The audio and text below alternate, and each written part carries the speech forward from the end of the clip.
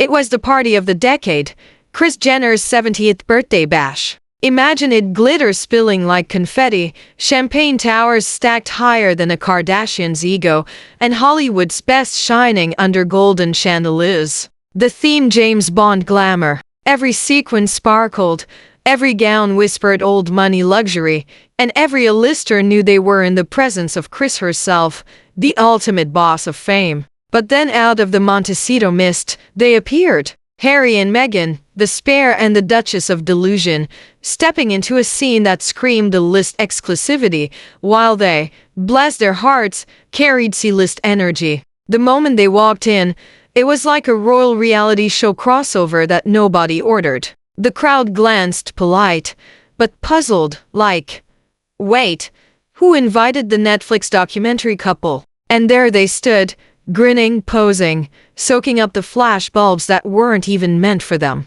For a pair who said they hated the spotlight, they sure knew how to find one. Now, let's talk about the entrance. Meghan, chin high, stride sharp, giving, I'm still a Duchess energy, even though Hollywood had already moved on. Harry trailed just a step behind. Red-faced, nervous smile, the human version of a Wi-Fi signal flickering on and off. This wasn't Buckingham Palace. There was no royal protocol, no handshakes and curtsies, just influencers, moguls, and Kris Jenner's billion-dollar network. And right in the middle of it, Meghan was trying to prove she belonged. She had that look, you know, the one that says, please, someone important notice me. Every hair flip, every laugh was timed for the cameras that weren't even turned her way. Poor Harry stood beside her, clutching his drink like it was his emotional support martini, smiling that nervous, I hope this pays off somehow grin. You could practically hear the inner thoughts. We left the palace for this. Meanwhile, Kris, ever the PR mastermind, greeted them like the seasoned host she is. Warm smile, air kisses, but a careful, deliberate distance. She knew exactly what this moment was. A photo opportunity, not a friendship. And then the outfit. Oh, Meghan. A black turtleneck and a shiny polyester wrap skirt to a Bond-themed party. While everyone else was dripping in designer clothes, Meghan looked like she'd just come from a PDA meeting. Sequins shimmered all around her, but she stood there wrapped in budget fabric, giving off duty intern instead of Hollywood royalty. It wasn't rebellious. It wasn't understated. It was just off. Guests glanced polite, but confused. Cameras caught it. Twitter roasted it. Even the chandeliers dimmed in second-hand embarrassment. And the worst part, she overcompensated with that signature S pose. Shoulders back, chest out, hips turned 45 degrees like she was auditioning for a reboot of America's Next Top Duchess. It was the kind of pose that screamed, don't crop me out. Her face, a mix of smug and panic. You could see it in her eyes. She wanted to belong, but she knew the glitter wasn't hers anymore. Meanwhile, Harry stood beside her, eyes glazed, tie slightly crooked. The very image of a man who's realized that escaping the monarchy didn't mean escaping awkwardness. Every photo of him screamed, I used to be someone. By now, it was clear Meghan wasn't blending in. She was sticking out, and not in the way she hoped. In a sea of designer gowns and red carpet royalty, the former Duchess of Sussex had shown up looking like she'd missed a memo or maybe never got it. The whispers started, the side eyes multiplied, and the Hollywood glitter that was supposed to mark her comeback, it turned into glitter dust, slipping right through her fingers. Now, let's shift the spotlight to our favorite lost prince, Harry. You could spot him from across the room, the red face, the forced grin, and that glassy-eyed stare of a man who knows he's not supposed to be there. He stood beside Kris Jenner like a lost toddler at Disneyland, gripping his drink like it was his emotional life raft. The poor guy looked one martini away from spilling every royal secret just to feel relevant again. While Meghan worked the cameras like a woman on a mission, Harry looked like a man on probation, nodding, sweating, and trying not to look too awkward. His tie hung slightly loose, his famous ginger hair a little out of place, and that poppy pinned to his jacket. It didn't say duty. It said guilt. Like he wore it hoping it would remind everyone that somewhere deep down a tiny flicker of royal responsibility still existed. The thing is, Harry wasn't just out of place. He was out of his depth. Surrounded by Kardashians, influencers, and Hollywood's elite, he wasn't the royal rebel anymore. He was just a husband of the woman trying too hard. And in every camera flash, every fake laugh, you could see it. The dawning realization that the fairy tale didn't translate in law. If looks could talk, his would have whispered, "I miss the palace balcony." But the real symbolism of the night came from something small. Something that glowed louder than any diamond in that room. Harry wore his red poppy, the symbol of remembrance for fallen soldiers. But Meghan, nothing. Not even a pin. Not a hint of acknowledgement that the weekend they chose for this Hollywood photo op was Remembrance Weekend. The most serious time in the royal calendar. While Princess Anne was in Australia paying tribute to veterans, Meghan was at Kris Jenner's mansion smiling under a disco ball. Her excuse reportedly was that poppies aren't widely available in America. Sweetheart, the Royal British Legion ships them worldwide. There's no shortage of poppies, just maybe a shortage of sincerity. And the irony, Meghan has worn poppies before, pinned proudly beside Harry during remembrance events in the UK, and even while visiting us Navy SEALs in San Diego. So this time her absence spoke volumes. Harry wore his like a scar of guilt while Meghan skipped hers like the symbol didn't matter. The message was loud and clear. One clings to the past out of shame. The other cuts it off out of convenience. And that's the moment the contrast became too sharp to ignore.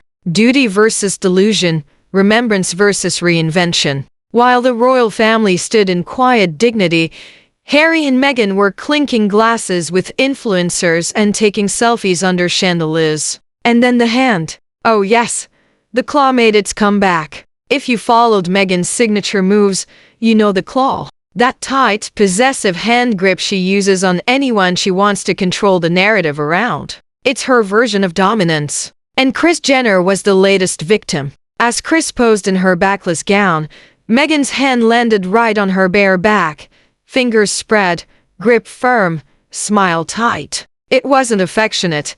It was territorial, like she was trying to claim her space in the frame. Literally, you could almost feel Kris's inner thoughts. Smile for the cameras, but please don't touch the merch. It was a small moment, but a telling one. Meghan's desperate need to physically insert herself into Hollywood's inner circle, while Kris, a woman who's built empires out of fame, could see right through it. Kris kept her cool, of course. She's raised 6 professional fame experts. She knows an opportunist's touch when she feels one. The smile stayed on, but the distance afterwards spoke louder than words. By the time the flash went off, Meghan had what she wanted, the photo. But what she didn't realize was that it also captured everything wrong with her Hollywood comeback. Too eager, too forceful, too staged. And Harry, still hovering awkwardly, watching his wife's hand clutch Kris Jenner's back like she was holding on to relevance itself. The moment summed it all up.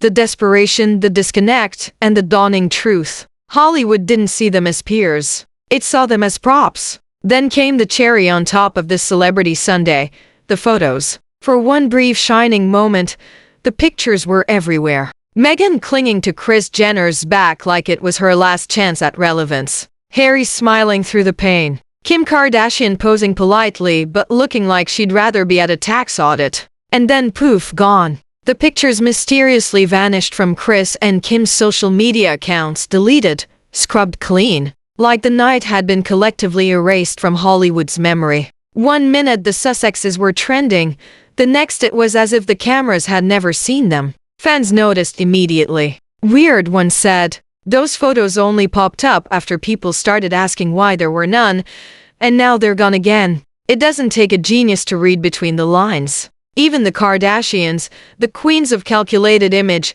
knew this photo op wasn't doing them any favors. The Sussex brand had become radioactive, and Kris Jenner wasn't about to let her milestone birthday get contaminated. Hollywood has a short memory, but an even shorter tolerance for bad PR. When even Kris decides your presence isn't worth the optics, that's the final social snub. It's wild when you think about it. A few years ago, Meghan was being curtsied to.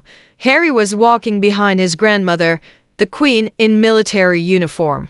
The world watched them wave from Buckingham Palace balconies, symbols of heritage, honor, and legacy. Now they're photobombing Kris Jenner's party, hoping the camera pans their way. It's the kind of fall from grace that could only happen in Hollywood, where fame is currency and desperation smells stronger than champagne. Once upon a time, they had duty. Now they have hashtags. Once they were respected, now they're tolerated. And the irony, this was supposed to be their comeback moment. Their big we're still relevant night. Instead, it turned into a masterclass in cringe. Meanwhile, across the world, the royal family was doing what they've always done, showing up for duty. Princess Anne was in Australia honoring veterans. King Charles was leading remembrance tributes. The tone was serious, dignified, steeped in history.